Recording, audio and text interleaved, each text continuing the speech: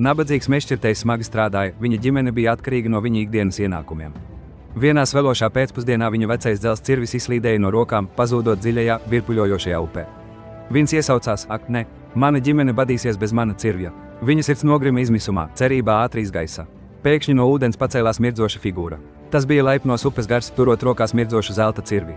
Vai tas ir jūsu cirvis, labais kungs? Jautāja gars, viņas balss kā plūstošs ūdens. Mežšķirtējs apņēmīgi pakratīja galvu. Nē, laipnais gars, mans bija parasts dzelzs, nevis zelts. Gars pazuda un atkal parādījās, tagad turot spožu sudraba cirvi. Varbūt šis ir jūsu? Mežšķirtējs, lai gan izsalcis un izmisis, godīgi atbildēja: nē, arī tas nav mans. Viņa vēders rūca, bet viņa godīgums palika stiprs. Trešo reizi gars parādījās, šoreiz ar mežšķirtēja veco, nodilušo dzelzs cirvi. Vai tas ir šis? Mežšķirtēja seja acu mirklī iedegās. Jā, tas ir mans cirvis, tieši tas. Viņš bija tik atvieglots, ka gandrīz raudāja aiz prieka. Upes gars silti pasmaidīja: pateicoties jūsu godīgumam, es jūs atalgoju. Gars viņam iedeva ne tikai viņa dzelzs cirvi, bet arī zelta un sudraba cirvjus. Mežšķirtējs atgriezās mājās, viņa sirds bija pilna pateicības un negaidītas bagātības. Kad mankārīgs kaimiņš dzirdēja stāstu, viņš steidzās uz upi. Viņš iemeta savu cirvi un izlikās skaļi raudam, cerot uz līdzīgu atlīdzību. Gars parādījās, piedāvājot zelta cirvi.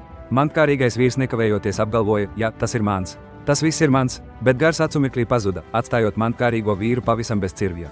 Godīguma izvēle pat tad, kad tas ir grūti, vienmēr galu galā sniedz vislabākās atlīdzības. Ja mežšķirtēja ceļojums jūs iedvesmoja, abonējiet Latvijas Repo, lai uzzinātu vairāk leģendāru stāstu. Patīk, ja jūs šodien pielietosiet šo mācību un komentējiet, kuru slavenu stāstu mums vajadzētu dalīties tālāk.